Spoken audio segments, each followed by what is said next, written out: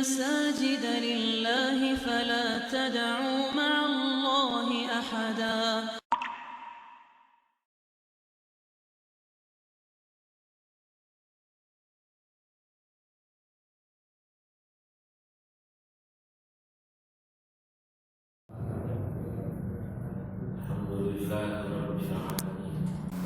Wassalatu wassalamu ala ashrafil anbiya'i wal mursalin sayyidina wa habibina wa syafi'ina wa maulana Muhammadin wa ala alihi wa ashabihi wa man tabi'ahum bi ihsan ila yaumiddin, amma ba'du.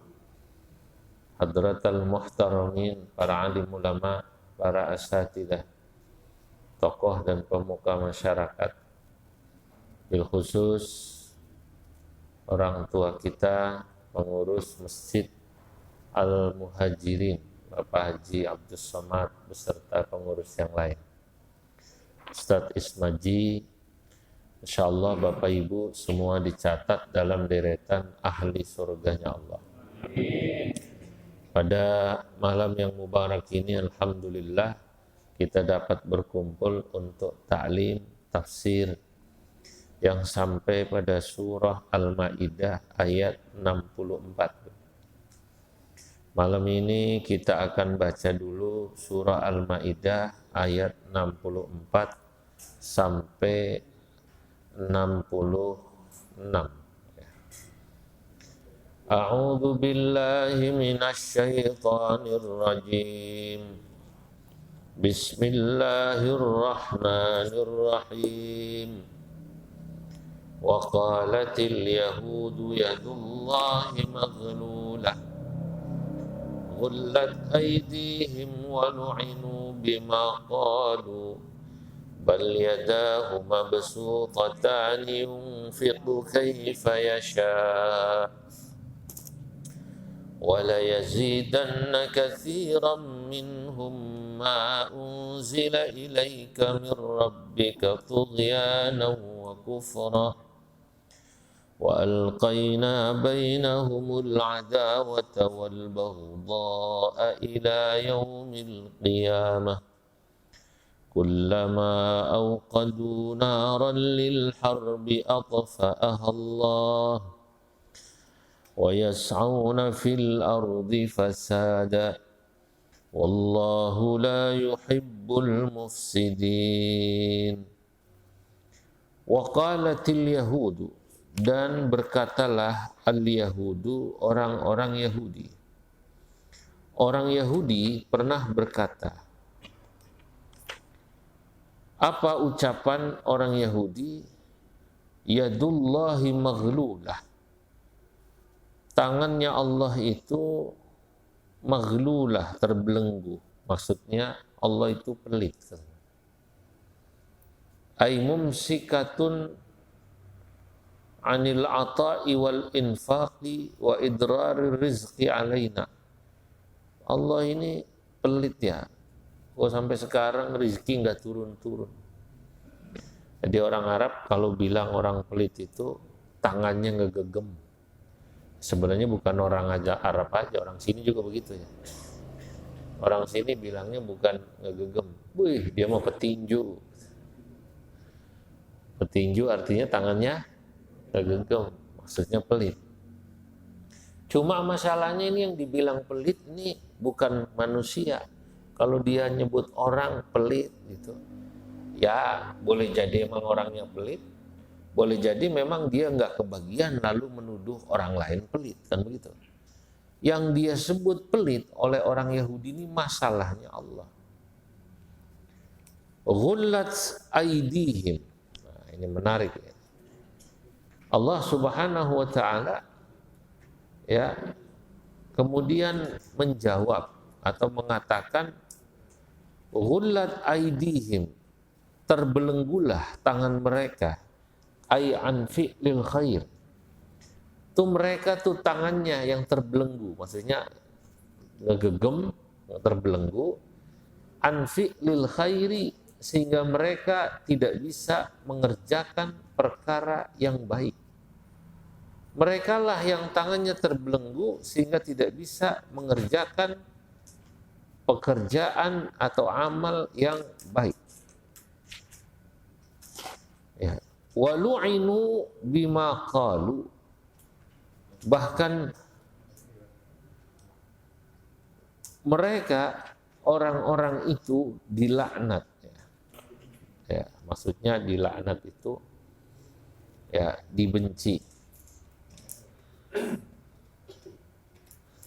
Ya, dibenci, dilaknat bima qalu, sebab ucapan yang mereka ucapkan.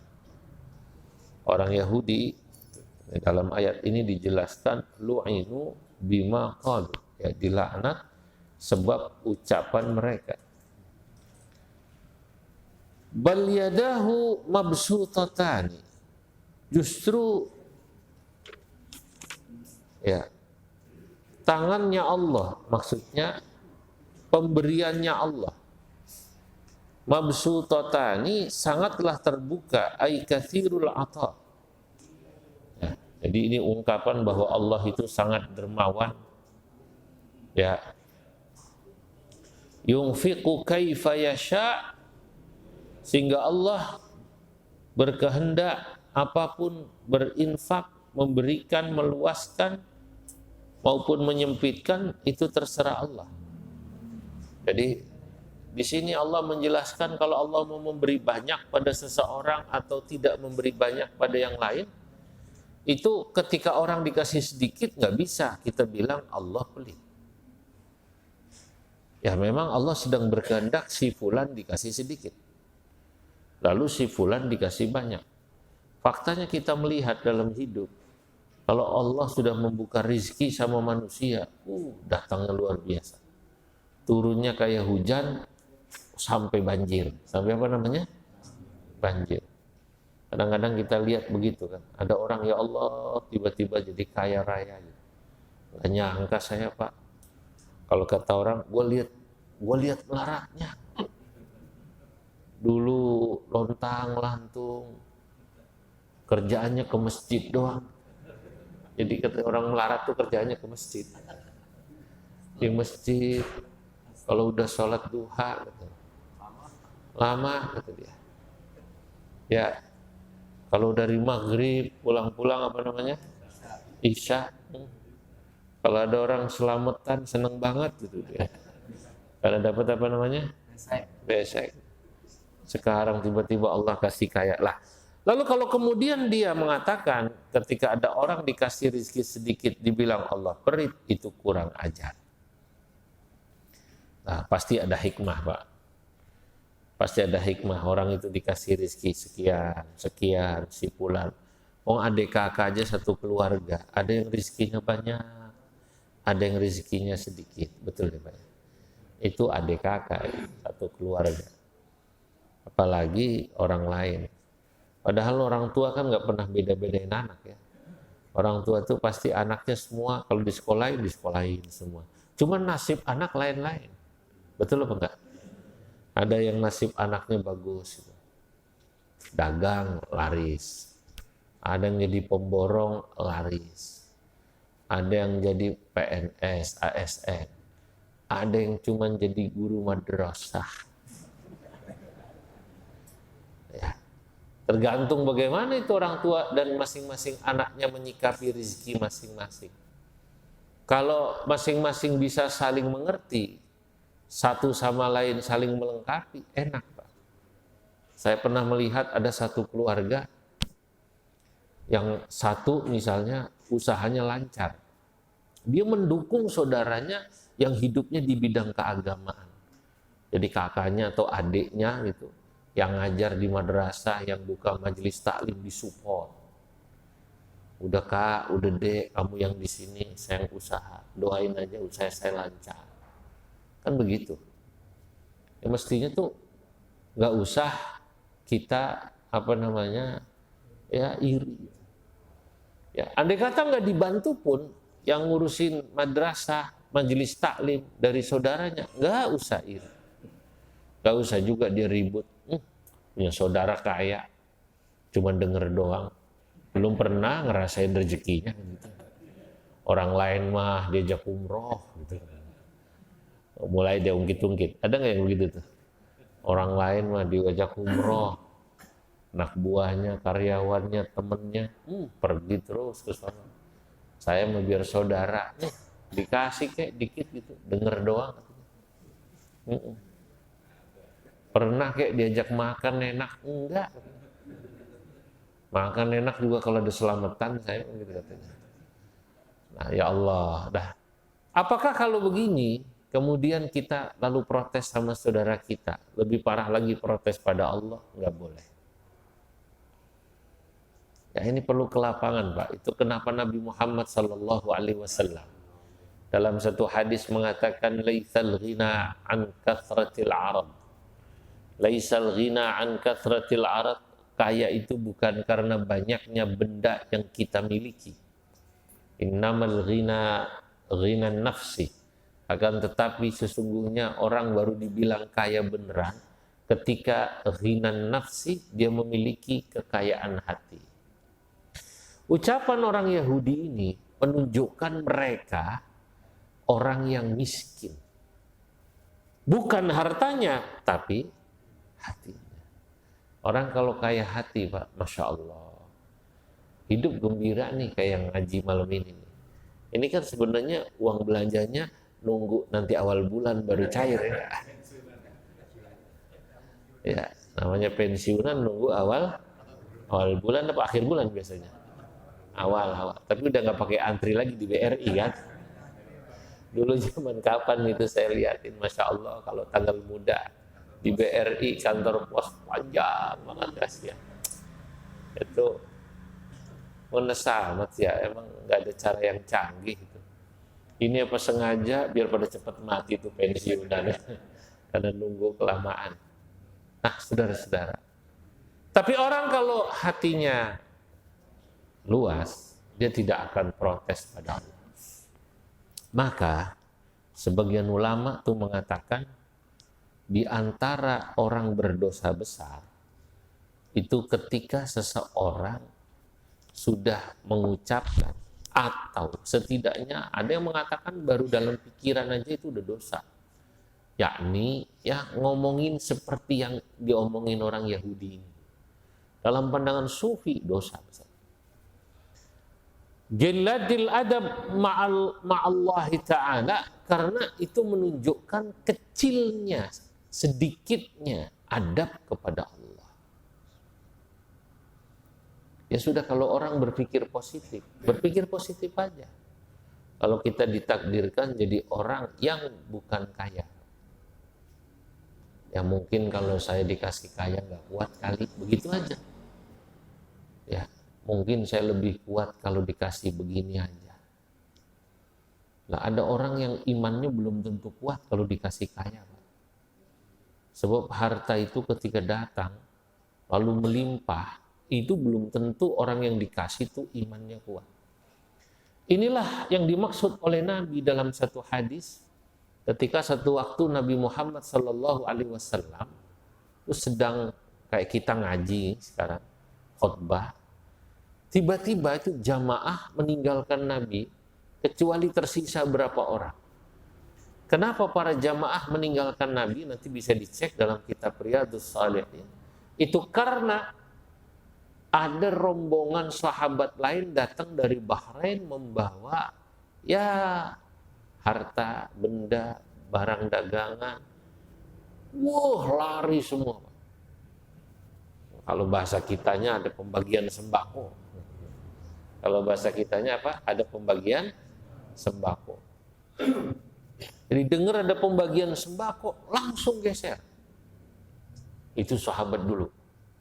Saya nggak tahu nih, jamaah muhajirin, ini misalnya nih, malam ini sekarang, di luar sono ada yang bagi-bagi $100 aja gitu. Nih, saya nggak tahu, kira-kira nih pengajian saya nih, pada di sini apa geser kira-kira?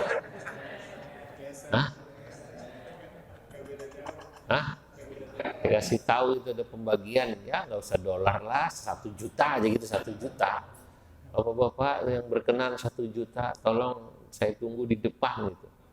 Itu Misalnya nih beneran, saya nggak tahu itu.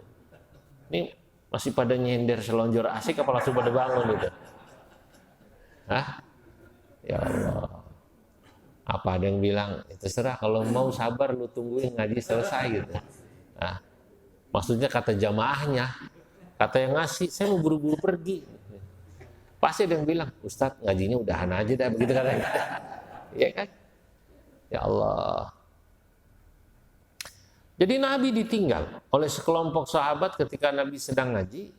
Tersisa dia mengatakan ya 4 orang. Tapi Nabi tidak marah, Pak. Melihat sahabat ini pada keluar, Nabi tersenyum.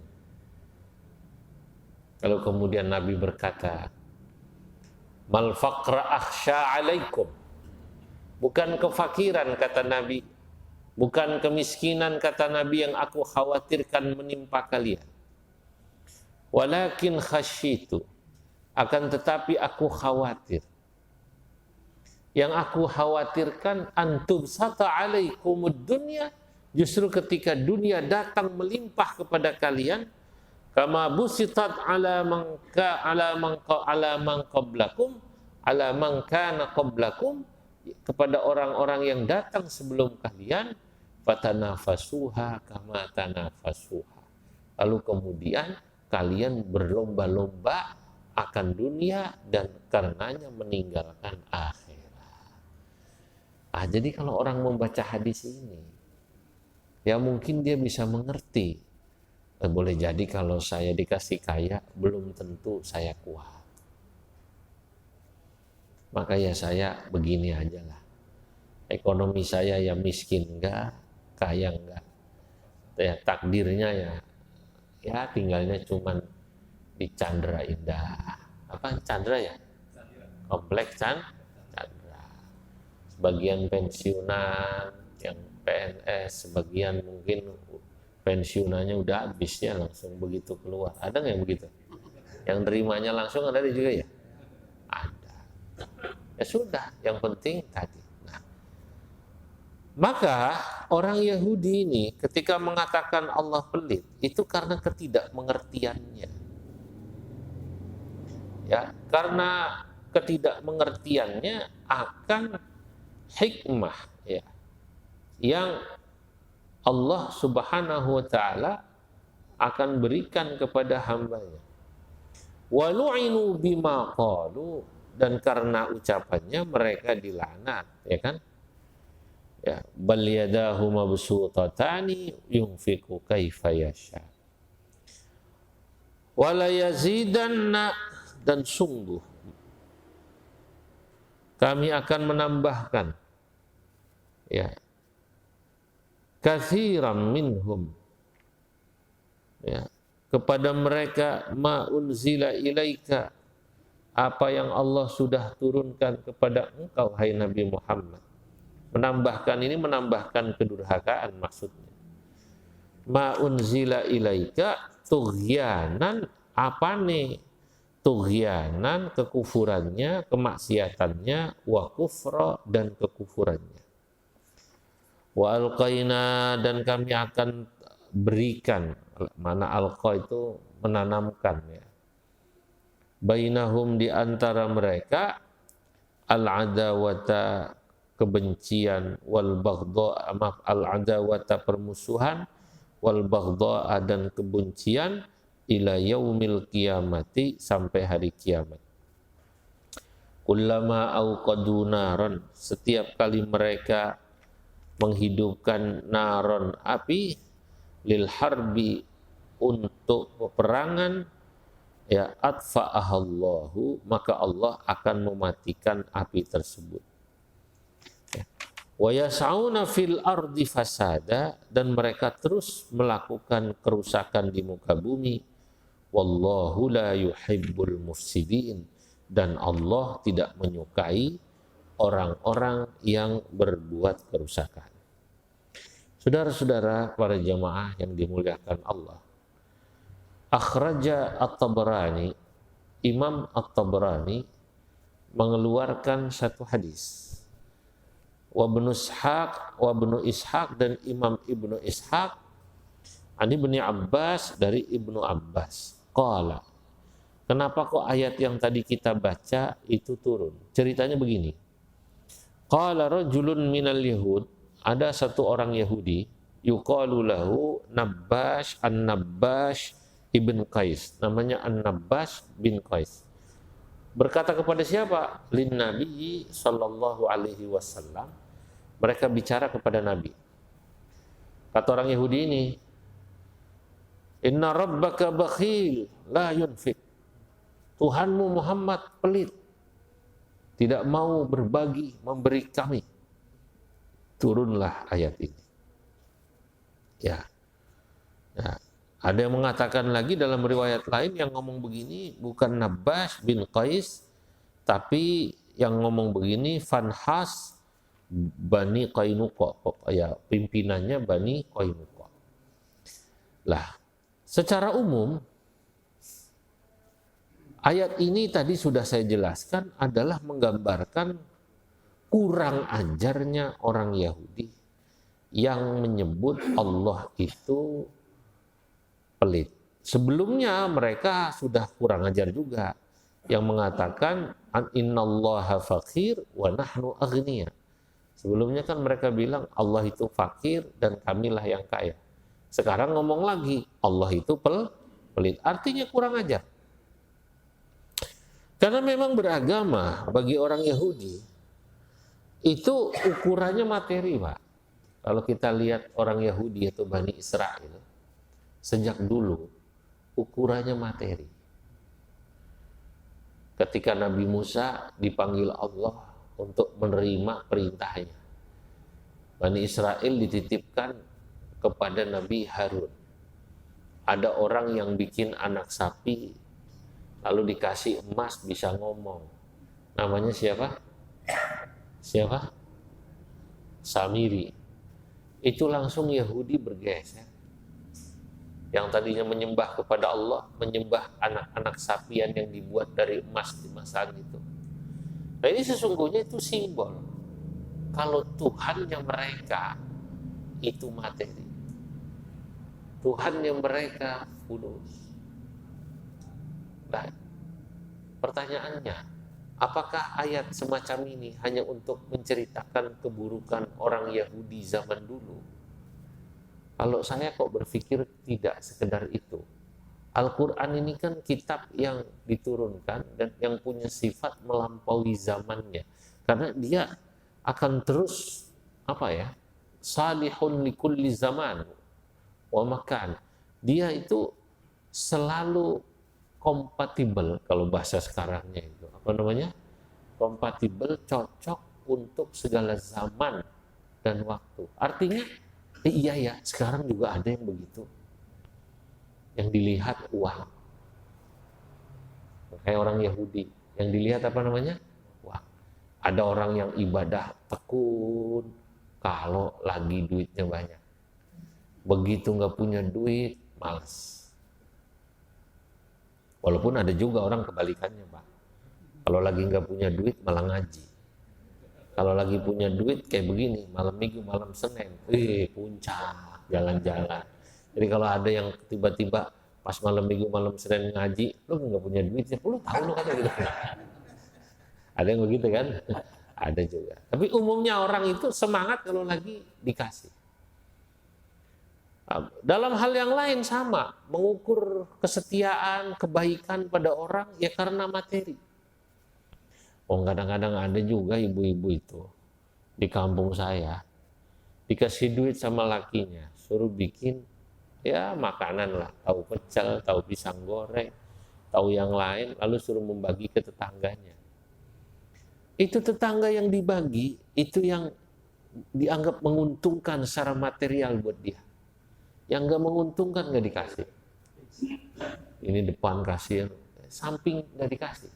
Kata lakinya, ini nggak dikasih, ngapain dia aja pelit sama kita. Nah, berarti kan ukurannya material. Itu kan cara beragama, cara hidup yang sangat materialistik. Mendukung seseorang karena material. Saya dapat apa dulu? Ini kan supaya jelas. Berteman juga begitu, berteman. Lu dapat apa? Ya Allah, sampai-sampai ada satu kepala daerah di satu kabupaten. Kalau dilihat, mohon maaf ya, perilakunya jauh dari agama. Jauh dari agama. Ya, kalau boleh dibilang agak ya nyeleweng ya nyeleweng. Kumpul di kafe-kafe, kadang mabok. Walaupun namanya kepala daerah, bupati, diundang maulid datang juga. Nah, karena dia datang ke maulid buat acara bagaimana supaya menjaga suara konstituen, konstitusi, supaya terpilih. Nah, begitu dia sambutan di acara keagamaan, Masya Allah, salamnya belepotan. Assalamualaikum warahmatullahi wabarakatuh. Kata kiai yang datang di situ ceramah, loh kok bisa bupati kayak begini, kok orang kayak begini kepilih? Mohon maaf, salamnya aja nggak fasih, belas sama sekali. Apa jawab mereka? Nggak penting kiai, salamnya nggak fasih, yang penting salamannya fasih. Salamannya fasih, salamannya fasih. Saudara-saudara, Masya Allah. Nah inilah ya yang kita harus pahami bagaimana Allah menjelaskan orang Yahudi. Yang itu mungkin bisa jadi ada juga pada sebagian di antara kita, umatnya Nabi Muhammad, yang punya sifat seperti itu. Lah, di sini Allah juga menjelaskan Allah itu sama sekali tidak sama dengan apa yang diomongkan orang Yahudi yang katanya bakhil. Justru Allah itu sangatlah dermawan. Saudara-saudara, ya bagaimana tidak? Ini nanti ada hadis yang diriwayatkan Imam Ahmad, Imam Bukhari, Muslim dari Abu Hurairah. Ya, itu sama dengan ayat yang mengatakan wa atakum min kulli ma sa'altumuh wa in ta'uddu ni'matallahi la tuhsuha innal insana ladzalumun kaffar. Wa atakum min kulli ma sa'altumuh. Allah sudah memberikan kepada kalian segala apa yang kalian minta. Tapi jangan dimaknai min kulli. Kul itu segala semua dikasih. Tapi segala itu bisa jadi bermakna secara global. Bukan semua setiap, semua dengan setiap lain. Kul dan kulliyah dalam ilmu mantek. Maka di sini kulnya menurut sebagian ulama diartikan semua, bukan setiap. Sama seperti ucapan begini. Semua orang Indonesia sih makan nasi. Tapi tidak setiap orang Indonesia makan nasi. Kalau semua itu global. Paham ya? Kalau setiap itu satu-satu. Nah, kul di sini wa atakum min kulli ma sa'altumu, dan Allah telah memberikan kepada kalian semua yang kalian minta. Ada yang protes. Nyatanya saya minta anak laki, anak saya perempuan semua, Pak. Nah, ya ini kan dia mungkin mengartikannya setiap permintaan kita dikasih. Yang ada semua permintaan kita dikasih.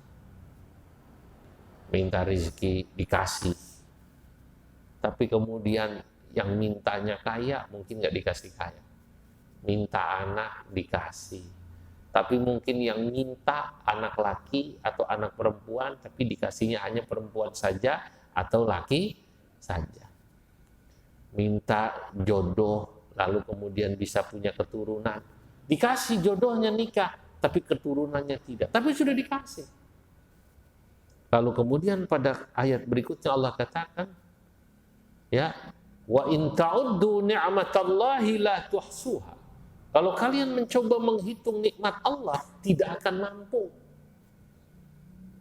Bahasa gampangnya, nggak sanggup loh suruh ngitung. Apalagi suruh membalas. Suruh ngitung aja nggak mampu. Dari mulai bangun tidur sampai sekarang, Pak. Luar biasa. Luar biasa nikmat. Saya bangun tidur pagi-pagi tadi, ini saya sendiri nih, mau ngitung susah, banyak banget nikmatnya. Bangun-bangun jam 4, dijemput ngaji. Ngaji itu nikmat, Pak. Nggak dapat senderan aja nikmat, apalagi sambil nyender, ya nggak? Ya. Habis itu, habis ngaji pagi-pagi disiapin teh sama soto Bogor.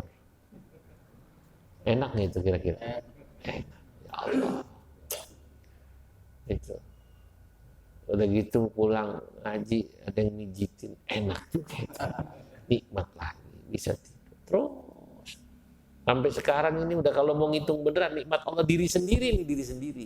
Ya, mungkin bapak-bapak juga sama. Sekarang ini kita juga ngaji itu nikmat, duduk di depannya ada minuman. Apa namanya? Jahe. Nikmat nggak itu kira-kira? Ya nikmat sih, saya sih cuma ngelihat dong, mau minum susah. Ya ada kuehnya, wah nikmat semua. Lah, cuma hanya Allah dalam ayat berikutnya menjelaskan innal insana ladzalumun kafar. Sayangnya manusia sudah sebegitu banyak nikmat yang Allah berikan pada mereka, yang saking banyaknya dia nggak bisa ngitung. Bisa bernafas ini, ya Allah, enak. Nafas normal, enak. Bisa pipis normal, enak. Bisa, udahlah. Sudah sangat banyaklah nikmat. Sayangnya, kata Allah, innal insana ladzalumun kafar. Sayangnya manusia itu banyak zalimnya. Artinya, tidak berlaku adil zalim itu. Tidak menempatkan nikmat Allah atau segala sesuatu sesuai dengan tempatnya. Mata lebih banyak dipakai buat yang lain. Mulut begitu juga. Rizki begitu juga. Kalau pertama banyak zalimnya, kedua kafar, banyak kufur nikmatnya. Ya, banyak kufur nikmatnya itu ya tadi, nggak ada syukurnya. Saudara-saudara, dalam hadis yang diriwayatkan Imam Ahmad, Imam Syaikhani, Abu Hurairah, Rasulullah Shallallahu Alaihi Wasallam bersabda, ya sesungguhnya ya anugerah Allah, inna yaminallahi mal'a la yaghiduha nafaqah. Allah itu pemberiannya sangat banyak. Yamin itu tangan kanan, tapi maksudnya tangan kanan itu simbol pemberian. Allah itu pemberiannya sangat penuh, tidak pernah berkurang ketika Allah berikan. Jadi kalau Allah ngasih rezeki nggak pernah berkurang. Mungkin beda sama kita nih, kalau kita punya uang 100, kita kasih 50, kurang kan? Kalau Allah nggak ada istilah kurang seperti kita. Sahha al-laila wan nahar.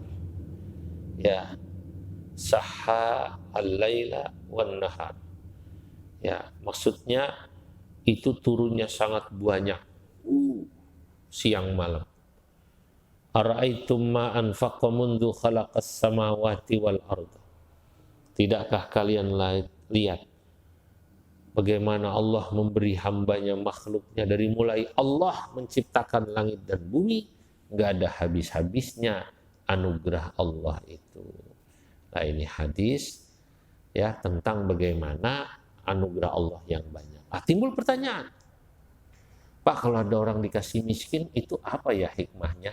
Nah, amma taqtirur rizqi ala ba'din nas, kalaupun misalnya kalau Allah sedang memberi sedikit rizki pada sebagian manusia, gak bisa ini dibilang gara-gara yang miskin ini dikasih miskin 2-3 orang, yang 10 dikasih kaya, lalu kemudian gak bisa kita bilang dia pelit. Itu sama kayak ada orang sudah banyak memberi kepada kita, lalu nggak bisa kita bilang dia pelit. Ini kadang-kadang manusia itu suka begitu. A'udzubillah min dzalik. Kalau kita jadi seorang anak atau seorang bapak, anak kita sering ngasih, atau orang tua kita sering ngasih, atau kita jadi seorang istri, Bu. Kemudian kadang-kadang kita lagi punya kepengen, suami kita nggak menuruti, pelit amat sih Pak. Suka keluar nggak kalian begitu? Itu kurang ajar. Sama anak sendiri aja pelit. Atau sebaliknya, sama orang tua sendiri aja pelit. Kadang-kadang suka iseng nih mulut, suka iseng ya. Digituin kesel nggak kira-kira? Kesel. Iya. Istri aja ngomong sama suaminya. Saya mah nggak kayak orang-orang, beli baju juga beli baju sendiri, pengen kayak orang-orang itu. Diajak laki, suami ke mall, itu kalimat begitulah kira-kira. Nggak bisa. Kalau Allah sedang memberi sedikit pada sebagian hamba, lalu kita bilang Allah pelit. Fa inna lahu hikmatan, sebab tadi yang sudah saya jelaskan, kalau Allah sedang memberikan rizki sedikit pada sebagian hamba, di situ pasti ada tujuan, ada hikmah, wa iradatan wa masyiatan fi tafdili ba'din nasi ala ba'din fi rizki, ada hikmah. Kenapa? Nah, salah satu ayatnya begini, Pak. Kalau kita buka surah Asy-Syura, Allah menjelaskan bahwa manusia ini kalau dikasih enak semua, malah kurang ajar ntar. Walau basatallahu rizqa li'ibadihi labaghaw fil ard walakin yunazzilu biqadarin ma yasha. Innahu bi'ibadihi khabirum basir. Walau basatallahu rizqa, jika Allah meluaskan rizki li'ibadihi kepada seluruh hambanya, kalau dikasih kaya semua, la baghaw fil ardi, pasti mereka akan berbuat baghaw. Baghaw itu hidup semaunya, durhaka.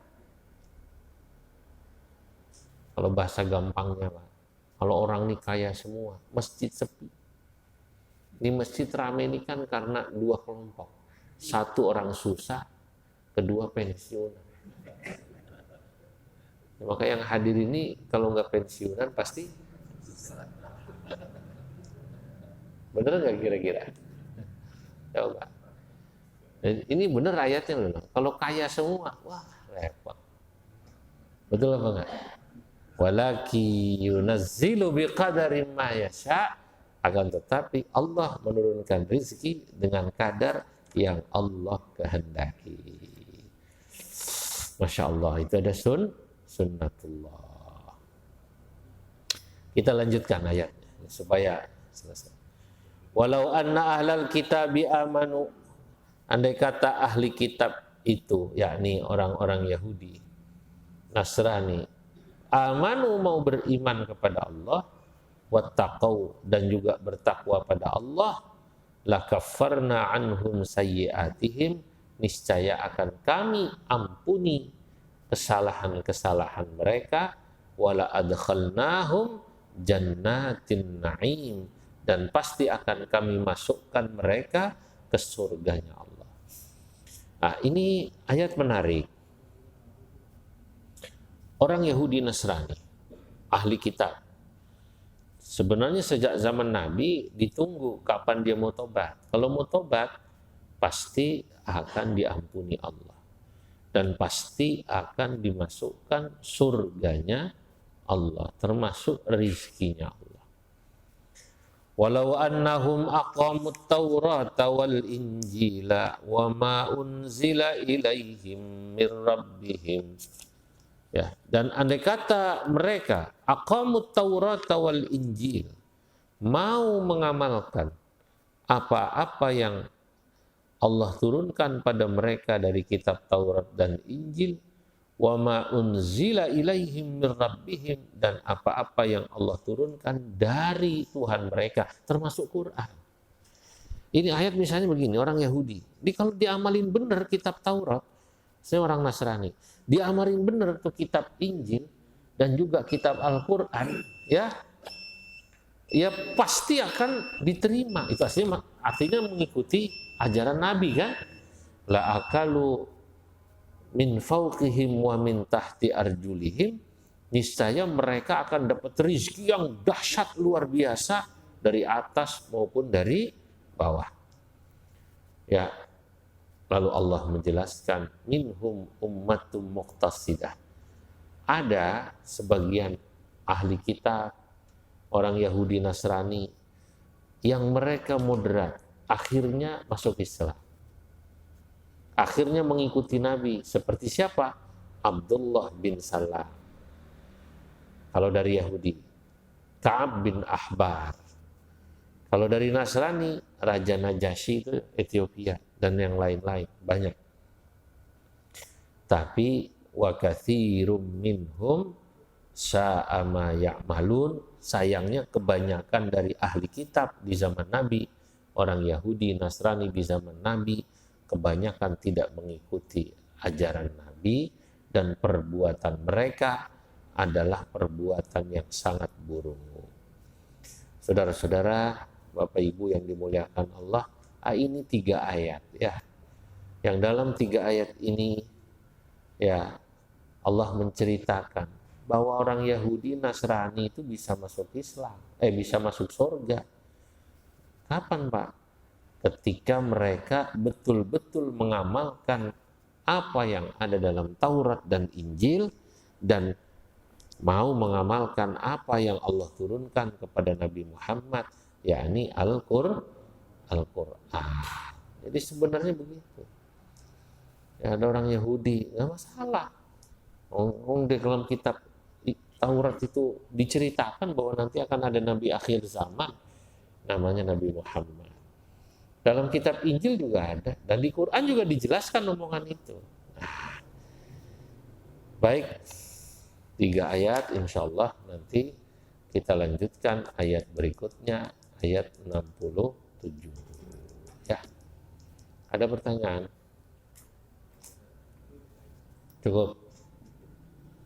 Bismillahirrahmanirrahim. Allahumma salli wa sallim ala Sayyidina Muhammad fil awwalin wal akhirin. Wa barik wa radiyallahu tabaraka wa ta'ala an sadatina ashabi rasul ajma'in. Allahumma anfa'na bima 'allamtana, 'allimna ma yanfa'una, zidna ilman wa yaqina, wa naghfir lana wa liwalidayna warhamhuma kama rabbayana shaghira. Wa sallallahu ala Sayyidina Muhammad wa ala alihi wa sahbihi wasallam, walhamdulillah rabbil alamin. Assalamualaikum warahmatullahi wabarakatuh.